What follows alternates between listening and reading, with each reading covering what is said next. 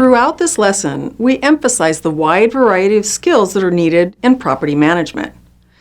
To give more perspective on this, let's take a look at 3 situations that call for different skill sets based on 3 different sized property management jobs.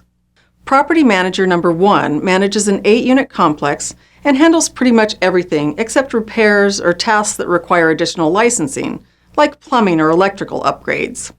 Property manager number 2 works for an owner with 24 units and has a small staff assisting with duties.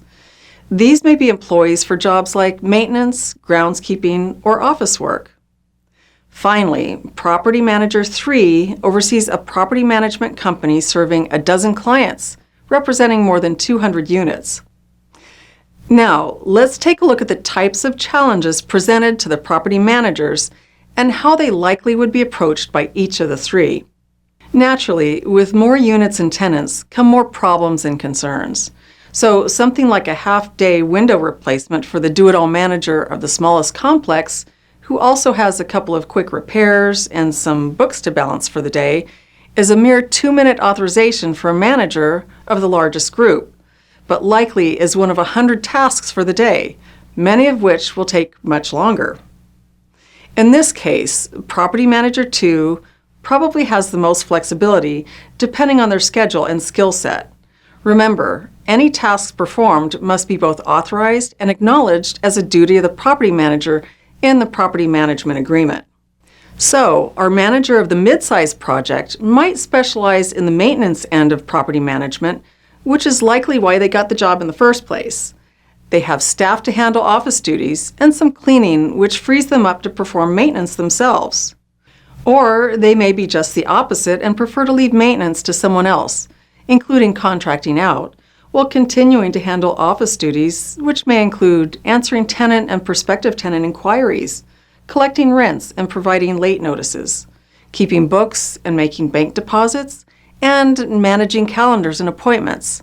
Some of these tasks may require licensing, so unlicensed office staff may not be allowed to handle them.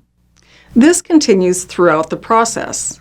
Property manager 1 pretty much does it all, except what needs to be contracted out.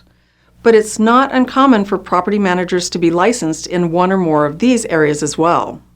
Property manager 2, once again, has options depending on the situation and the expectations of the property management agreement.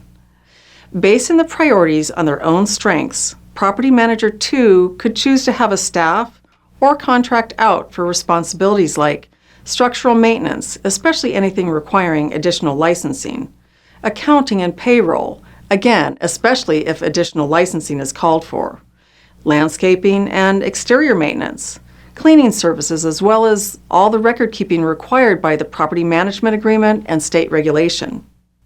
Once again, we're just scratching the surface, but I hope you get the idea. Property management calls for diverse skills and a person who can switch gears with a moment's notice. A property manager could be fixing a toilet or addressing a board of directors on any given day. If you have the heart for it, during this era where housing seems more critical on a daily basis, there are opportunities available in property management at practically every level.